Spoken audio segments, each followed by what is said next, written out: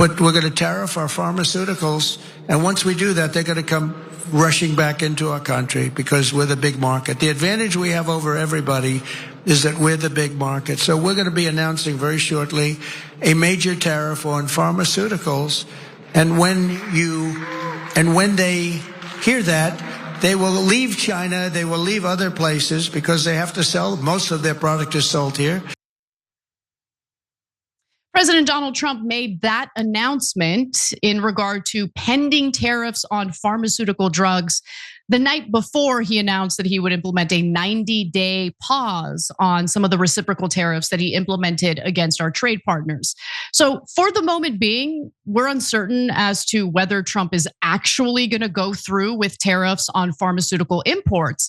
However, while I agree with individuals who believe that it's critical for the US to manufacture medicine domestically, I would like to see, some strategy in place to make sure that we have manufacturing capacity set and ready to go before implementing steep tariffs on pharmaceutical drugs that are imported to the US, because Big Pharma already has a sweet little situation where they can price gouge Americans on pharmaceutical drugs.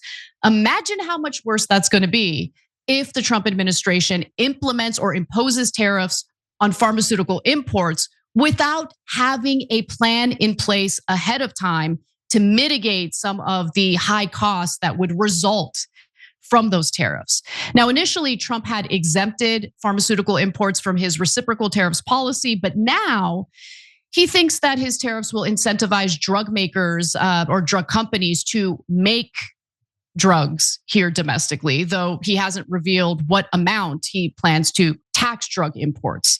So he just kind of made that statement off the cuff during a speech, didn't give us any specifics. We don't have a lot to go off of. But in 2024, the US imported $213 billion worth of medicines, more than 2.5 times the total a decade earlier. So look, we have become increasingly dependent on drug manufacturers abroad. And I think that is a problem. I think it's important for us to produce drugs domestically. I am not against high tariffs on pharmaceutical drugs in order to, ramp up production domestically, but we need to have a plan in place to make sure we're ramping up production domestically. Of course, this has led to pharmaceutical companies panicking as the value of their shares declined amid the news that Trump announced yesterday. So BMO Capital Markets analyst, Evan Seigerman, rejects the notion that pharmaceutical companies will move production here to the United States to avoid tariffs because he believes that Congress is actually going to step in, which is interesting. I don't know if Evan lives in the United States and is at all aware of how useless Congress is, but here's what he has to say. Given the complexity of the pharma supply chain, we do not expect the industry to make any major changes. These current tariffs are being pursued under emergency powers, which at worst will last until the end of the current administration and could end sooner with an act of Congress. Now, look, should Trump actually go through with pharmaceutical tariffs? The argument that, Trump's only in office for 4 years and after that it'll be fine is not a good argument. Obviously, a lot of damage can be done between now and then. And we're not talking about items that people don't really need. We're not talking about cheap junk that's manufactured abroad and consumed by Americans because they've been conditioned to believe that consumerism is the only way to be happy. That's not what we're talking about. We're talking about medicines that people need to survive, that people need to treat various conditions. So we're not playing around here. This isn't something that patients in America can just abstain from if they need these drugs to remain alive and healthy. Now, despite Trump citing China in his justification for implementing tariffs on medicine or possibly doing so in the future, it turns out that the US is actually pretty dependent on Europe. So the EU medical and pharmaceutical product exports to the United States totaled about 90 billion euros or $97 billion in 2023. And that's according to the latest Eurostat data. Barclays, or analysts over at Barclays, said in a note last week that Europe accounted for about 80% of the US trade deficit in biopharma. Now, in addition to that, yes, we do rely on China to some extent when it comes to producing pharmaceutical drugs. However, India is also another player. India's pharma exports to the US mostly comprise generics or cheaper versions of popular drugs. The US accounts for a third of India's overall pharma exports. So guys, that's huge because the profit margins on pharmaceutical drugs obviously are going to be much lower. Pharmaceutical drugs or generic versions of pharmaceutical drugs are cheaper. And so the companies producing them stand to profit a lot less. If moving production to the United States is costly and will further eat into the profits of these, drug producers, they're not going to do it when it comes to generic drugs. So my point is, since we rely so heavily on a foreign country, India, to produce generic versions of pharmaceutical drugs that we need, implementing these tariffs does not necessarily mean that those drugs, will now be produced here in the United States. And the only outcome as it pertains to generic drugs is that we will end up paying higher prices for said medicines, which is a disaster. So generic drug prices will likely go up. And the companies that produce those generic drugs in India include IPCA Labs, Glenmark Pharma, and you also have Biocon. And the makers of some of those Indian-made generic drugs say that the profit margin, again, so low, they're not at all considering moving production to the United States. What's even more insane, though, is that Americans pay little or no tax on imports of Indian medicines compared with the duty of nearly 11% paid by Indians importing American medicines. Now, look, I give you that information because that is exactly the type of trade deficit that Trump will point to as justification for implementing these insane tariffs. But this setup, do you guys understand? This setup actually, it benefits Americans who are not paying tariffs on generic drugs that are being imported from India. And I get it, right? US drug manufacturers don't make as much profit because the 11% tariff on US imports to India are tariffed at 11%. Okay, so that is a disincentive for Indians to buy US produced pharmaceutical drugs.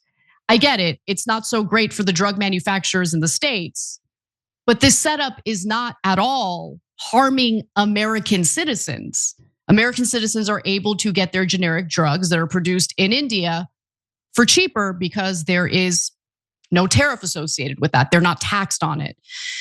So, drugs that are likely to be hit hardest by President Trump's tariffs, if he does go through with pharmaceutical tariffs, are made by argenx, UCB, or Novo Nordisk, which I don't know if you know this, they're the makers of the popular diabetes and now weight loss drug Ozempic. And in contrast, the drug companies that are more immune due to their diverse global manufacturing network and capabilities to produce here in the United States include AstraZeneca, Roche, and Sanofi. But it doesn't matter because, look, guys, once tariffs are cited as the factor behind the inflationary pressures, the inflation that you see in the market, other companies that aren't even impacted by those tariffs, companies that produce the drugs domestically here in the United States, are just going to use the excuse of this inflationary period to up their prices as well. And if that doesn't make much sense to you, if maybe the way I'm articulating it is too confusing, I think Senator Elizabeth Warren did a really good job explaining it while speaking to CNBC. Take a look. So I know you don't want to listen to me on this, but listen to Jerome Powell on this. The example he gave on Friday was from the last time that Trump's tariffs went into effect. And he said there was a tariff on washing machines. No surprise, the price of washing machines went up. But the shocking part is the price of dryers went up as well, even though there was no imposition of tariffs on those. You tell me what that is, except for price gouging. Trying to figure that out. Unless you have a clothesline, unless you have a clothesline out back, you need the dryer, though, Senator. Well, you need the dryer, but the price doesn't go up on dryers. The cost of dryers didn't go up. Growing up. Yeah. Did you? Yeah. Oh, yeah. The times. Totally. And I love the smell. I love the way you're changing the subject here. That is an example of price gouging. They told me we had time for you to eat that. Yeah, that's exactly right. And I mean, we experienced that post-COVID pandemic when the supply chain disruptions did lead to inflation in certain sectors of the economy. But that gave an excuse to other companies that were not at all impacted by supply chain issues to just raise their prices because the consumers will bear it. And they said as much during their shareholder meetings. So Senator Warren is absolutely right about that.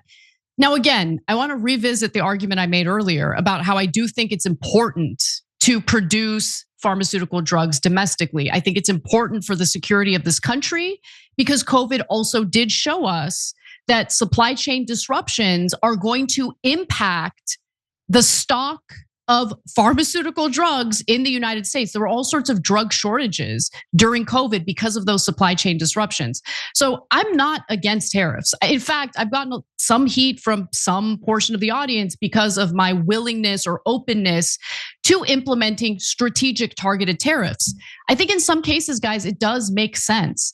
I just don't agree with the way that Trump is doing this because there aren't any plans in place to mitigate the pain that Americans are going to feel, especially as it pertains to things that are non-negotiable for Americans' lives, like pharmaceutical drugs. And, look, the one other thing I'll say is, wouldn't it be far better for the Trump administration to do what Democrats failed to do, which was ensure that our Medicare system can negotiate the prices of all pharmaceutical drugs?